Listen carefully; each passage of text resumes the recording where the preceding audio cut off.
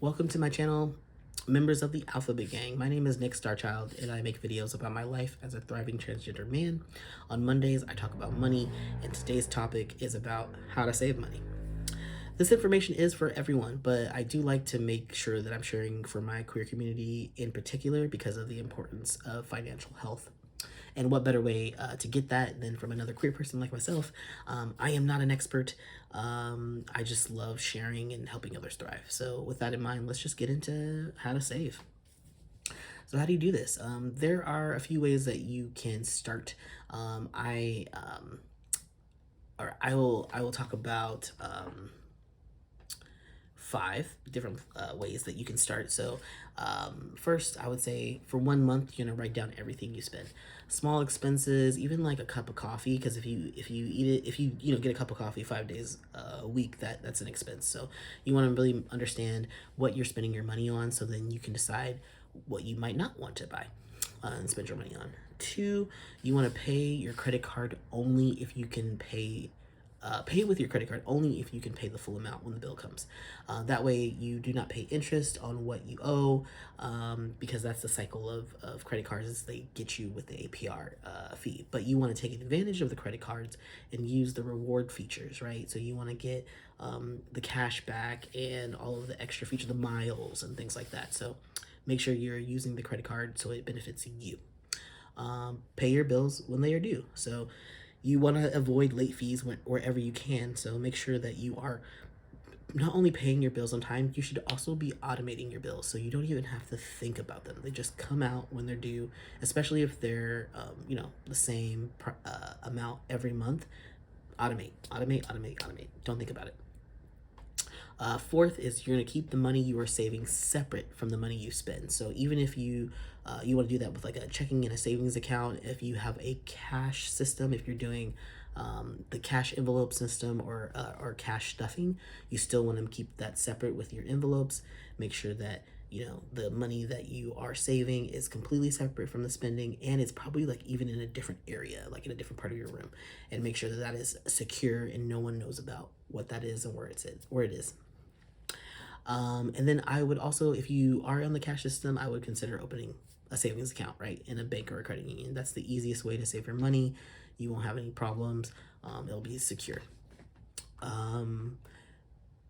So let's talk about, in terms of saving, like what is an emergency fund. So an emergency fund is money you save for like a one-time or irregular expense, that you don't know that's coming up, right? So it could be like you lose your job, you have a flat tire, you need to get a car repair, something like that.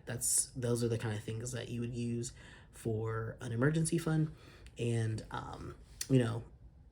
if possible, you'd want to put that into a high yield savings account, which isn't always possible. A lot of these banks only give you like a point of a percentage, a very fractional percentage in terms of the yield. But hey, it's free money, so take it.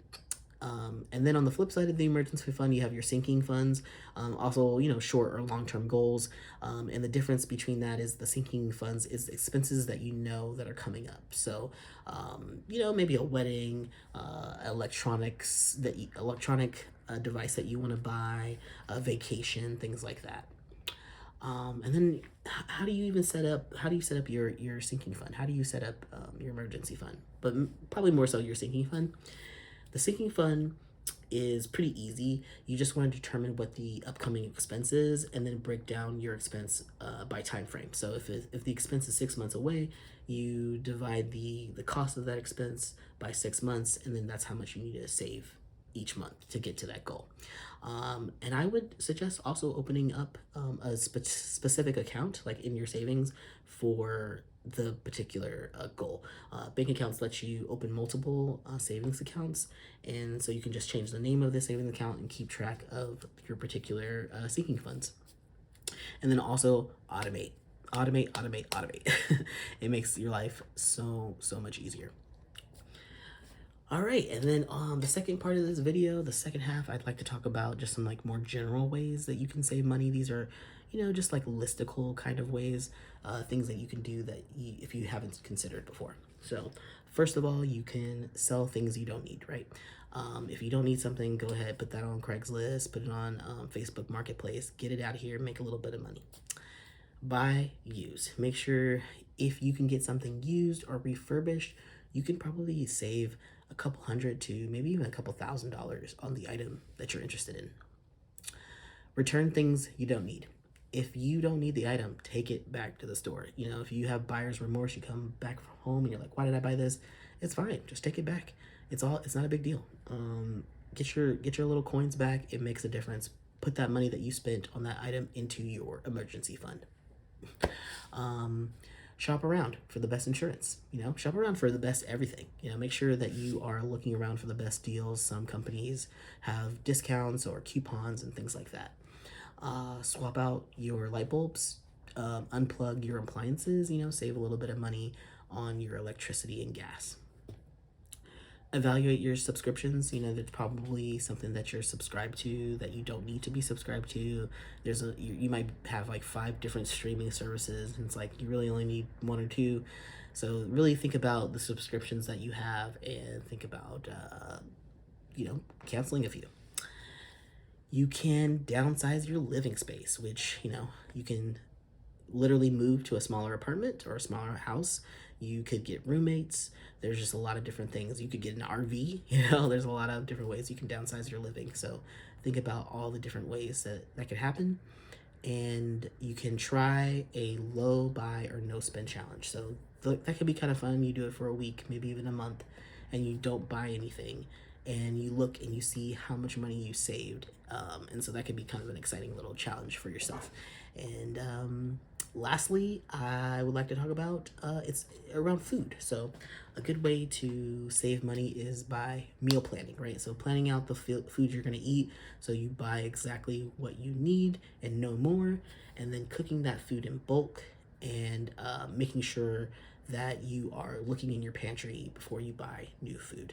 So, you know, trying not to waste your food, being really intentional about it, you can save a lot of money, and especially by not eating out. So, but yeah, that's it. That's just a little bit about, how you can save money. There's a lot of different ways that you can do this, but this is just a version that I'm sharing with you today. So thank you for watching. Thank you in particular to the Alphabet Gang for watching this video and spending a bit of time with me today. I know there are a lot of ways you can support me, so, like, comment, subscribe. That's what, everyone says, but you can also check out the description. There's some links in there if you'd like to go above and beyond and support me. Creating content is not easy, especially as a transgender person of color, and your support is everything. And I say that after every video, and I mean it. So, thank you so much for watching, and I'll see you in the next one, next Monday.